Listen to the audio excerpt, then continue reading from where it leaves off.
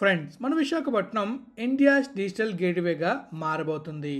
అది ఎలా మారబోతుంది, అలానే మన విశాఖపట్నంలో జరుగుతున్న డెవలప్మెంట్ గురించి ఈ వీడియోలో తెలుసుకోబోతున్నాం. Hello friends, welcome back to our channel.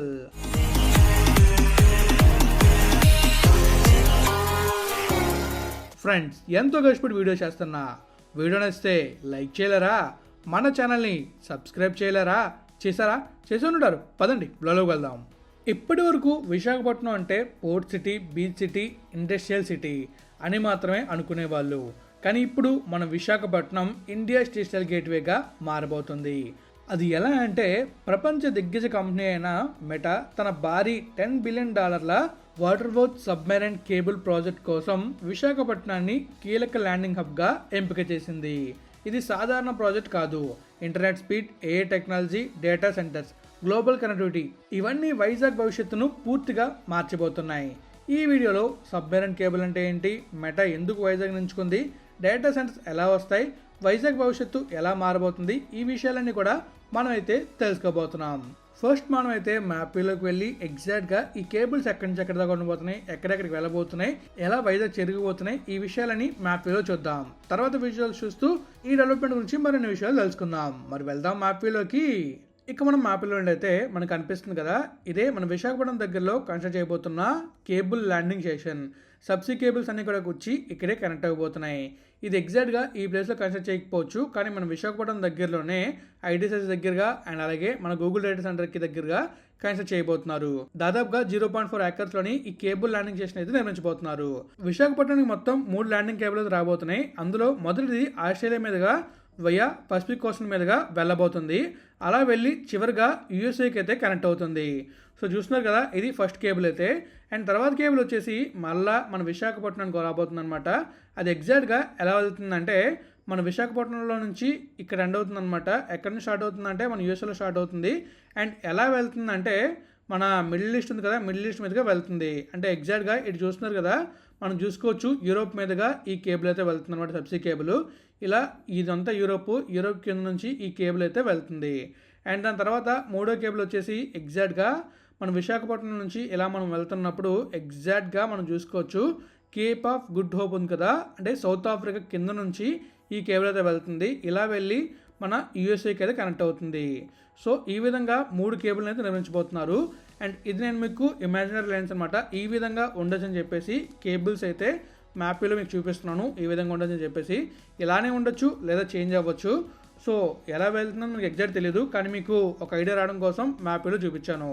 So ఈ సబ్సీ కేబుల్స్ గురించి అండ్ అలాగే ఈ డెవలప్మెంట్ గురించి ఇంకా కొన్ని విషయాలు మనం వీడియోలో ముందుకు వెళ్తూ తెలుసుకుందాం. మరి వెళ్దామా విజువల్ చూస్తూ ఇంకొన్ని విషయాలు తెలుసుకోవడానికి? చూస్తారు కదా, మీకైతే చాలా క్లియర్గా అర్థమై ఉండాలి మన విశాఖపట్నానికి ఈ కేబుల్స్ ఎలా వస్తున్నాయి యూఎస్ నుంచి.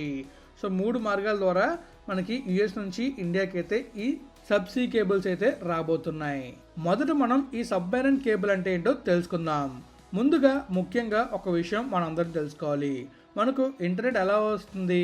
చాలామంది శాటిలైట్ ద్వారా వస్తుంది అనుకుంటున్నారు, కానీ నిజానికి ప్రపంచ ఇంటర్నెట్లో 95% కంటే ఎక్కువ డేటా సముద్రం అడుగున ఉండే ఫైబర్ ఆప్టిక్ కేబుల్స్ ద్వారానే ప్రయాణిస్తుంది. వాటినే సబ్మెరైన్ కేబుల్స్ అంటారు. ఇవి దేశాలను, ఖండాలను, డేటా సెంటర్లను కనెక్ట్ చేస్తాయి. ఇప్పుడు ఇలాంటి భారీ కేబుల్స్ నెట్వర్క్లో వైజాగ్ కీలక కేంద్రంగా మారబోతుంది. ఇప్పుడు ప్రపంచంలోని అతిపెద్ద టెక్ కంపెనీలలో ఒకటైన మెటా ఒక భారీ ప్రాజెక్ట్ చేపట్టింది. అదే water worth subsea cable project. అంచనా పెట్టుబడి దాదాపుగా $10 బిలియన్. ఈ cable USA, Brazil, south Africa, ఇండియాని కనెక్ట్ చేయబోతుంది. మీకు నేను ఆల్రెడీ మ్యాప్లో చూపించా కదా, ఆ విధంగానే ఈ ఏరియాస్ అన్నింటిని కూడా కనెక్ట్ చేయబోతుంది. అండ్ అలానే ఈ దేశాలను కూడా కనెక్ట్ చేయబోతుంది. ఇందులో ముఖ్యమైన విషయం ఏంటంటే, ఇండియాలో వైజాగ్ని ప్రధాన ల్యాండ్ హబ్గా ఎంపిక కావడం. ఇది ఎందుకు ముఖ్యం అంటే, ఈస్ట్ కోస్ట్ కనెక్టివిటీ మెరుగుపడుతుంది, డేటా ట్రాన్స్ఫర్ స్పీడ్ పెరుగుతుంది, లేటెన్సీ తగ్గుతుంది. చాలామందికి ఒక డౌట్ అయితే వస్తుంది. ఆ డౌట్ ఏంటంటే, విశాఖపట్నాన్ని ఎందుకు ఎంచుకున్నారని చెప్పి. దానికి చాలా పెద్ద కారణాలు అయితే ఉన్నాయి. అవేంటంటే, east Coast strategic location, deep sea access, port infrastructure, land availability, future data centre expansion. ముఖ్యంగా ముంబైలో ప్రస్తుతం భారీ ట్రాఫిక్ అండ్ కంజెషన్ ఉంది. అది మన విశాఖపట్నంలో పెద్దగా లేదు. అందుకే కొత్త డిజిటల్ కారిడార్ను ఈస్ట్ కోస్ట్లో అభివృద్ధి చేస్తున్నారు.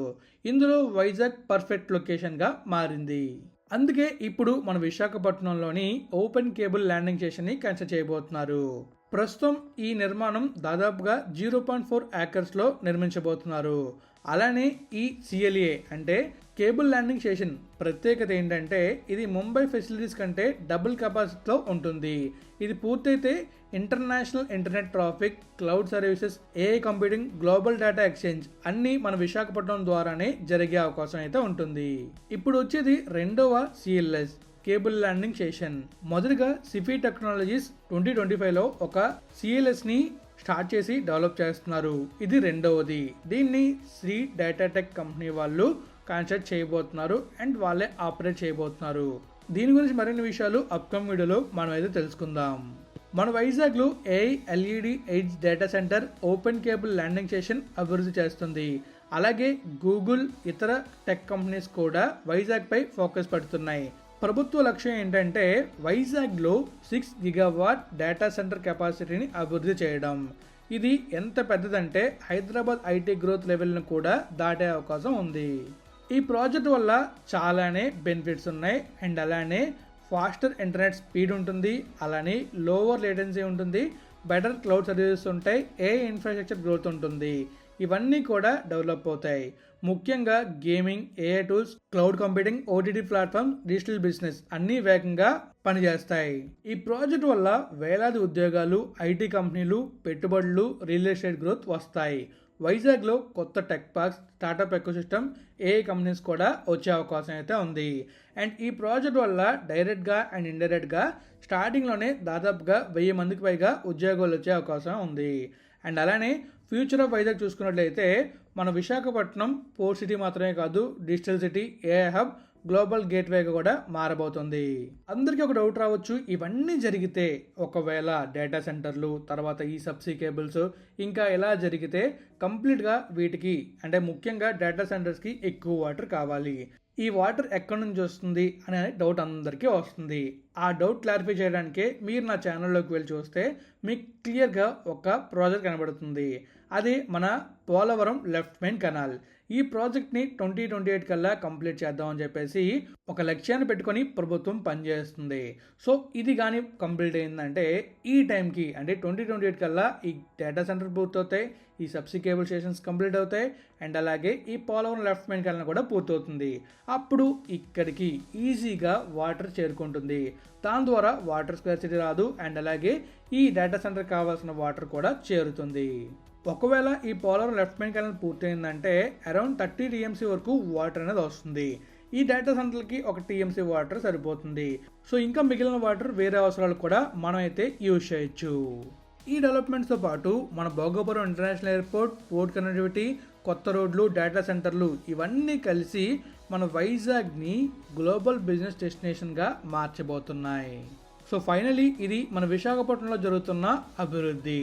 Submarine cable landing station and అలాగే డిజిటల్ ఇన్ఫ్రాస్ట్రక్చర్ పూర్తి వివరాలు. మీకేమనిపిస్తుంది? వైజాగ్ ఫ్యూచర్ హైదరాబాద్ కంటే పెద్ద టెక్ హబ్గా అవుతుందా? కామెంట్స్లో చెప్పండి. అలానే ఈ వీడియోలో ఉందో కూడా కామెంట్ రూపంలో తెలియజేయండి. మరి ఇంకా మనమైతే ఈ వీడియోని ఇక్కడ ఎండ్ చేస్తున్నాం. మీకు వీడియో నచ్చితే తెలుసుగా లైక్ చేయండి, షేర్ చేయండి. అలానే ఇలాంటి వీడియోస్ మరిన్ని చూడాలనుకుంటే మన ఛానల్ని సబ్స్క్రైబ్ చేసి నోటిఫికేషన్ బార్ని ఆల్లో పెట్టుకోండి. Thank you friends, thank you for all support. Always have a safe and happy drive. Thank you, take care, bye.